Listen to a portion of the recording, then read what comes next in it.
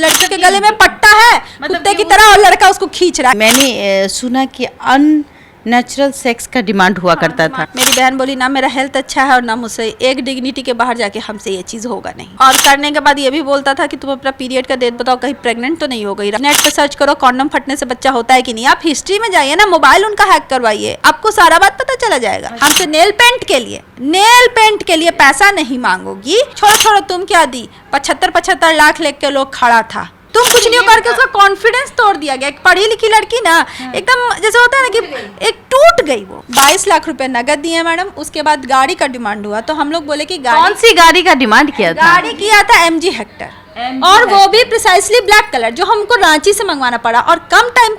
आपने दे भी दिया? हाँ, गाड़ी है मेरा 18,18,000। 51,000 का कौन शेरवानी आता है तो आप खुद खरीदिए। अगर आप चाह रहे हैं कि आप दूसरी शादी करेगा, उनकी मम्मी जी को बोले हैं, she can not deny this fact. भाई के गाड़ी में गांजा प्लांट करवा देंगे पुलिस के द्वारा। काफ़ी टॉर्चर हुआ है और कुछ अननेचुरल चीज़ों का भी वो डिमांड करते थे, जिसके बाद वो उसको मारते थे। तो निकालिए, अच्छा आप लोग के बीच में संबंध था और पत्नी चली गई है, तो आप बताइए आप 1 जनवरी को बीवी को छोड़ के कहाँ थे? बीवी का 17 जुलाई को बर्थडे था, आप कहाँ थे? मम्मी घर आएंगे तो अच्छा खाना बनाना, अच्छा खाना बहुत दिन से नहीं खाए। बोली कि एक चप्पल लेना, प्रतीक को इतना मारना कि जब तक वो चप्पल टूट नहीं जाए। लड़के के द्वारा बोला गया तभी जयमाल डालेंगे जब हमको 1.5 लाख रुपया मिलेगा। 1,51,000।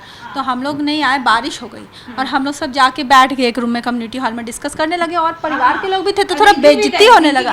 जयमाल के समय खुशी का माहौल होता है, उस माहौल में अचानक से एक डिमांड आती है।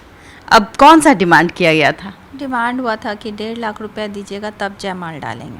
तो हम लोग फैमिली लोग काफ़ी उदास हो गए। परिवार के लोग भी हम लोग पे बोलने लगे कि कैसा परिवार पसंद किया है। हम लोग एक रूम में आके बंद हो गए कि ये शादी के वक्त डिमांड करना उचित नहीं है। मेरा परिवार में इज्जत भी जा रहा है, लड़की को जयमाल नहीं कर रहा है लड़का। तो हम लोग यहाँ से बैठ गए, बूढ़े बुजुर्ग बैठ गए नाराज़ होके। फिर उधर से एक मामा है उनके आलोक और एक नरेश अंकल जिनका कर्ण कम्युनिटी हॉल है आलमगंज में, वो आए कि अरे पैसा नहीं देना था तो नहीं देना था, ये एक रस्म होता है, आप लोग आके बैठ क्यों गए?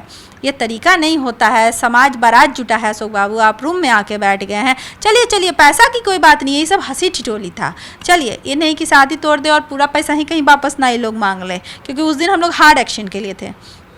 उसके बाद लड़का का मूड ऑफ ही रहा। मतलब आपका उस समय आप लोगों के परिवार का जो सिचुएशन था कि नहीं शादी नहीं करनी है, क्योंकि हम लोग थोड़ा सा डर गए थे उस वक्त। फिर उनके फादर आए कि अरे बच्चा लोग के बात में क्या आप लोग पढ़ते हैं, ये तो लड़का का खेल था, रस्म होता है, अरे औकात से मांगता है, आपको देख के मांगा है, नहीं दीजिए, चलिए हम ऐसे ही करेंगे।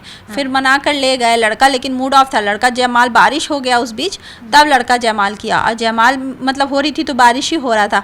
लड़का जयमाल उतार के फेंक दिया तो हम लोग को लगा कि लड़का नाराज़ हो गया है। तो लड़का नाराज़ है, फिर भी शादी हुई। तो मेरी मम्मी बोली कि अभी हम विदा नहीं करेंगे, अभी हम रखेंगे, क्योंकि थोड़ा सा देख लिया कि कल्चर खराब है। बेटी डरी हुई है, अभी मेरी अरेंज मैरिज था। मतलब शादी के बाद भी आप लोगों ने भाप लिया था कि मतलब सिंदूर पड़ गया, कुछ गलत है, हो रहा है, जाएंगे कुछ दिन रख के करेंगे। बिहार में रखा भी जाता है, विदाई नहीं देंगे।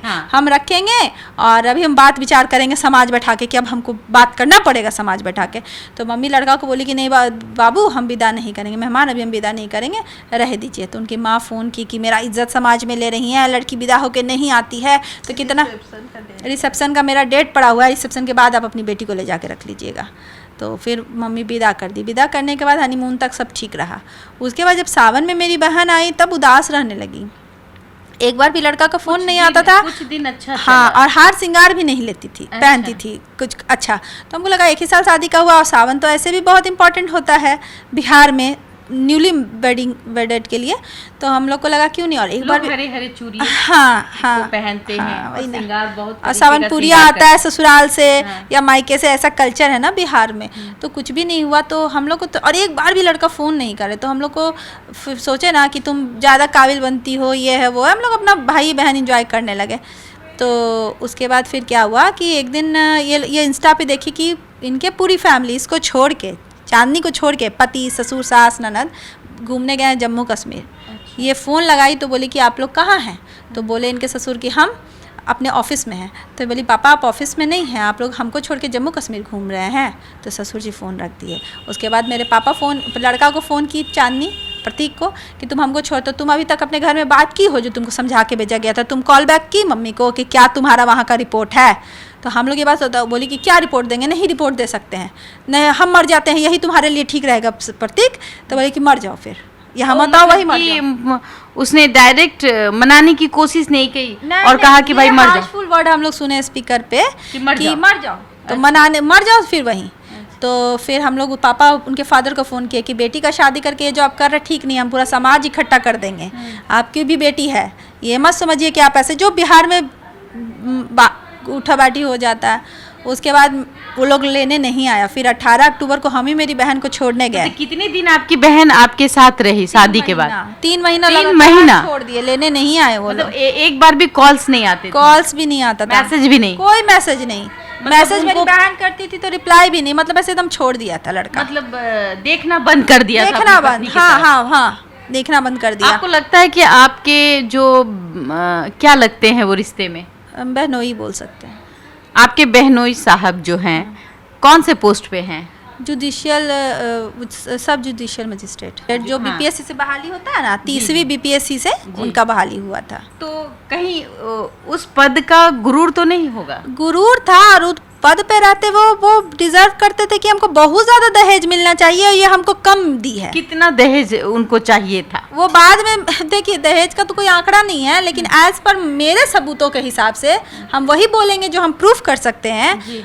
वो बोले कि हमको 60 लाख एक लड़की के परिवार वाले दे रहे थे। अच्छा। लेकिन तुम्हारा पढ़ी लिखी तुम बहुत ज्यादा थी, तो वो चीज हमको अच्छा लगा कि तुम मेरे ऊपर बोझ नहीं बनी रहोगी। अच्छा, मतलब कि मतलब बोझ नहीं बने, पढ़ी लिखी हो, फिर से वो काम करने लगे, नौकरी करने लगे, और फिर अपने ही पति और परिवार का पेट भरे।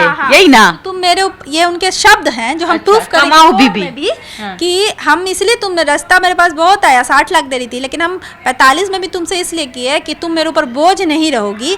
हमसे नेल पेंट के लिए पैसा नहीं मांगोगी। अच्छा। इसलिए कि तुम अपना कमाओ, हम अपना कमाएं। तो मेरी बहन बोली कि हम नेट किए हुए, हम PhD कर रहे हैं, तुम हमको लगवा दो कॉलेज में, हम खर्च चला लेंगे, इसमें हम कभी परेशान तुमको नहीं करेंगे। ठीक है। एक दिन मेरी बहन हमको रिकॉर्डिंग जो बाद में हमको सब मिल रहा है उसमें है कि बोला है कि छोड़ो तुम क्या दी, 75 लाख लेके लोग खड़ा था। अच्छा। पैसे के लिए हमेशा, मतलब कि तुम कुछ नहीं हो, करके उसका कॉन्फिडेंस तोड़ दिया गया। एक पढ़ी लिखी लड़की ना एकदम जैसे होता है ना कि एक टूट गई, वो एकदम छोटी ही थी ना। उसको क्या एज रहा होगा आपकी बहन? शादी के समय 29 साल। 29 साल की। और जब देखा देखी हुआ था तो 28 साल। तो वो एक तरह से उसको लगा ना कि मेरा किस्मत ही ऐसा था क्या। वो टूटा जैसा व्यवहार करने लगी।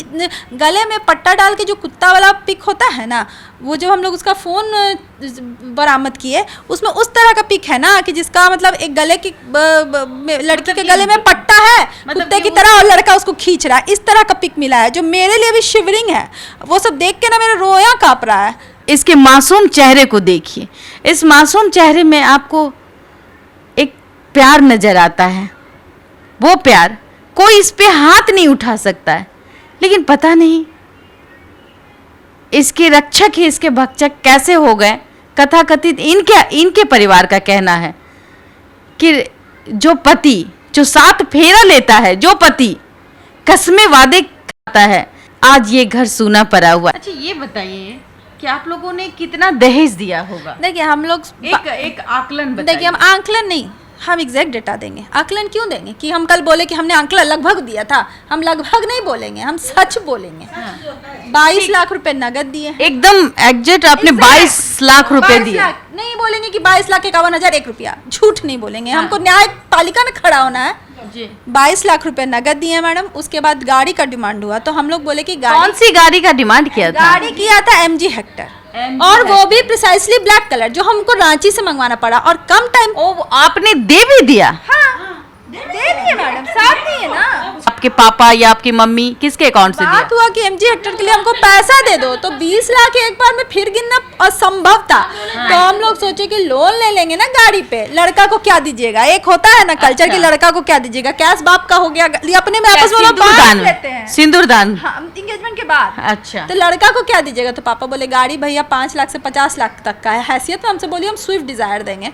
तो बोला कि लड़का को पद तो देखिए, पद पे स्विफ्ट डिजायर से कोर्ट जाएगा तो कैसा लगेगा। जज को चाहिए था MG हेक्टर। हाँ, तो MG हेक्टर भी ब्लैक कलर। अब जब इतना कम टाइम दिए ना, तो जान रहे गाड़ी का शॉर्टेज है, 1-1 साल वेटिंग है, 1-1 साल वेटिंग है। तो हम रांची से मंगवाए, गाड़ी है मेरा 18,18,000 का। आप लोगों को पता होते होते लेट हो गया। ब्लैकमेल किया ना कि बहन, किस बात पे ब्लैकमेल? कि भाई के गाड़ी में गांजा प्लांट करवा देंगे पुलिस के द्वारा। ये आपको पता था? नहीं, ये पता नहीं था। ये लूडो क्लब पे बहन भेजी। ये लूडो क्लब क्या था? मतलब कि उसके मोबाइल हैक हो चुके थे। तब ये बात वो बताई। मतलब ये मोबाइल जब हैक हो गए तो फिर आप लोग कितने दिन से उनका मोबाइल हैक था? ये हम लोग को अभी भी नहीं पता, ये अनुसंधान का विषय है। अच्छा, ये हम लोग को अभी भी नहीं पता क्यों कितने दिन से हैक है। ये हमको पुलिस ही बताए, क्योंकि साइबर सेल ही बता सकता है। और उसका मेरी बहन का मैसेज है और उसके भी फ्रेंड्स का मैसेज है, प्रतीक का। अगर दोनों का मोबाइल खंगाला जाए तो वो बहुत अच्छा सबूत होगा। एडमिट हुई और 17 को देते। आप लोग आनंद फानंद में कहाँ लेके गए? पारस पे भरोसा जब था। आपने दबाव दिया तब जाकर के पुलिस के सामने छुट्टी मिला है। पुलिस को बुलाए। पुलिस को बुलाए? हाँ, नहीं, वहाँ से जाने नहीं दे रहा था क्योंकि वो डॉक्टर उनके गृह जिला का है और बोला कि सर बीपी लो है। जूनियर डॉक्टर रोते देख के बोला ले जाइए, हाथ फट चुका है, नहीं बचेगी। आई थी यहाँ तो पल्स 17 था, डेटा के साथ बोल रहे हैं। पल्स 17 था, बीपी 0 था, ऑक्सीजन दिए हैं तो ये सांस ले रही हैं। यहाँ से ले जाइए, नहीं तो यहीं इनका डेथ होगा, यही बेड पे। 18 नंबर बेड था मैडम। वहाँ से हम लोग पुलिस को फ़ोन किए, पुलिस आई, बोली पति कहाँ है? तो बोले कि पति सो रहा है, जो सुबह में झंडा उत्तोलन था तो सोया हुआ है। तो पुलिस डांटी अमृता मैम कि किसी भी पति बिजी होगा, जब इस हालत में पत्नी होगी तो पति खड़ा रहेगा यहाँ पे, आप अपने बेटे को बुलाइए। हमने मैडम उनका बाद में मेरी बहन को छुट्टी दिलाई, हम यहाँ से इनको पारस लेके चले। तो मेरी बहन को वहाँ से निकाले और पारस लेके फिर हम एडमिट। बेचैनी हुई होगी, वही हमको लगा। माहौल था उस समय? माहौल भयानक था। जब अकेलापन, असहाय, किसको बुलाए किसको ना बुलाए। जब मेरी बहन गाड़ी में बैठी तो मम्मी के कंधे पे सर रख के सिर्फ इतना बोली, मम्मी घर आएंगे तो अच्छा खाना बनाना, अच्छा खाना बहुत दिन से नहीं खाया है। 1 साल में इतनी यातनाएं, इतना दर्द।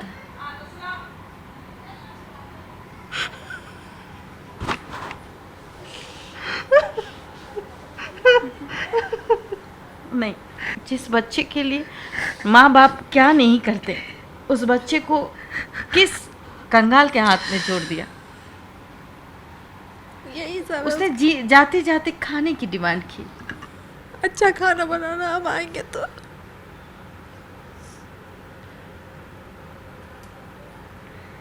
समझ में नहीं आता अच्छा खाना और उसको नसीब नहीं हुआ। वेंटिलेटर से उठी ही नहीं। ऐसा संसार है।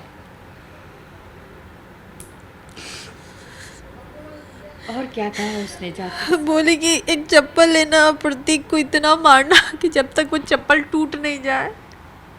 बस उसके शब्द के लिए लड़ रहे हैं, नहीं तो बचाने के लिए कुछ बचा नहीं है।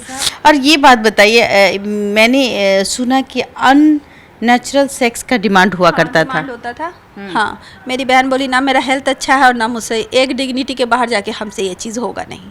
मतलब कि अगर वो डिमांड पूरा नहीं करता होगा तो फिर उसके साथ, और करने के बाद ये भी बोलता था कि तुम अपना पीरियड का डेट बताओ, कहीं प्रेग्नेंट तो नहीं हो गई, रखना तो तुमको हमको है नहीं रखना। मतलब कि हम वो चीज़ सब करेंगे लेकिन रखेंगे नहीं, अननेचुरल सेक्स भी करेंगे लेकिन हम रखेंगे नहीं। तुम बच्चा करके हमको यहाँ पे बांध ना लो।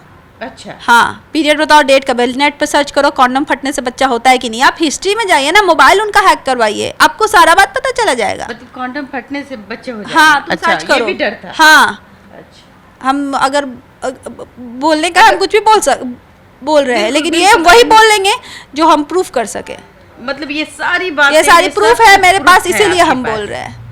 मतलब एक जब वो अननेचुरल सेक्स के बारे में मना करती होगी तो उनके साथ क्या? रूम से बाहर चला जाता था और फिर हाथ उठाता था। कैसे अपनी बहन से सारी बातों को आपने निकलवाया? डेंजरस हमको तब लगा मैडम जब बैजू को वो फंसाने, मेरे छोटा भाई को फंसाने को वो बात बोला ना, तो मेरी बहन हम पे संपर्क की कि फ़ोन हैक है। वो मेरे लिए अलार्मिंग था। उसको लेके हम वकील से मिले, वकील थे राजेश कुमार, उनसे मिले। हम उनको सारी बातें बताएं तो बोले कि देखिए 1 साल शादी का है, उनके ये शब्द हैं, 1 साल शादी का है, आप ऐसा करिए ना, आप लड़की को छोड़ दीजिए। अगर उसको लड़की को वहाँ से हटाना होगा तो वो एक्शन ले। वो ये नहीं बोल सकता है कि तुम हमको छोड़ो, तुम हमको इसलिए छोड़ो ताकि हमको गुजारा भरता भी ना देना पड़े। अगर आप डिवोर्स दीजिएगा, हम नहीं कह रहे, अगर डिवोर्स में आज भी लिखता है कि डिवोर्स होगा तो ये रिक्वायरमेंट लड़की को फुलफिल करना है एज पर लॉ, तो लड़की को बियर करना पड़ेगा। ये तो लॉ हमने ना बनाए हैं, ये तो जज लोग ही ना बनाए हैं लॉ, तो वो लॉफुली नहीं आना चाहता था। उसका सबसे बड़ा गलती लॉफुली, हम 1000 बार बोले कि सुनिए ना अंकल, हम अंकल को भी, अंकल आपको प्रतीक को चांदनी को नहीं रखना है, पैसा नहीं दे पा रही है, कुछ भी प्रॉब्लम है, तो प्रतीक के लिए किसी को छोड़ना क्या बड़ी बात है। आप तो वो क्या आपने ये बात एकदम स्पष्ट शब्दों में कहा था। हम ये भी बोले थे कि प्रतीक जी अगर आप चाह रहे हैं कि आप दूसरी शादी करेगा, हम उनकी मम्मी जी को बोले हैं, she can not deny this fact, हम उनको ये बोले हैं 5 मई को कि आंटी जी अगर प्रतीक जी को शादी करना है तो करना भी होगा तो क्या करेगी। तो हम बोले कि करना है तो कर लीजिए, लेकिन आपको पता है डिवोर्स प्रक्रिया कितना जटिल है। हमें उनको समझाए कि अभी जो है बहू उसको छोड़ रही हैं, डिवोर्स प्रक्रिया आंटी कितना जटिल है, रीज़न क्या है, कारण क्या है, और दूसरी लड़की भी आएगी वो भरती जाएगी। ये एक बिजनेस बना, बिजनेस नहीं, हमको कल्चर का हिस्सा है दहेज, हम इस चीज़ को डिनाई नहीं कर सकते। ये धीरे धीरे लोगों को मार रहा है, धीरे धीरे लोग स्वीट खास पॉइजन, करके बेटियों को स्वीट पॉइजन है, और इसके लिए सरकार बिल्कुल दोषी नहीं है, समाज दोषी है। हम पहले ऐसे बोलेंगे, आप और हम दोषी हम हैं, और आप दोषी है, क्यों न माने। सरकारी नौकरी में दहेज नहीं लेता है, लड़का ही दहेज लेता है। आप अनएम्प्लॉयड लड़का से भी मिलिएगा ना, डिमांड कम होगा लेकिन दहेज होगा, लड़का होना ही दहेज। लेकिन सिर्फ खबर दिखाना देशवा न्यूज का मकसद नहीं, देशवा न्यूज की कोशिश है कि समाज की सूरत बदलनी चाहिए। देशवा न्यूज पर वीडियो देखने के लिए लाइक करें, सब्सक्राइब करें, साथ ही बेल आइकन दबाना न भूलें।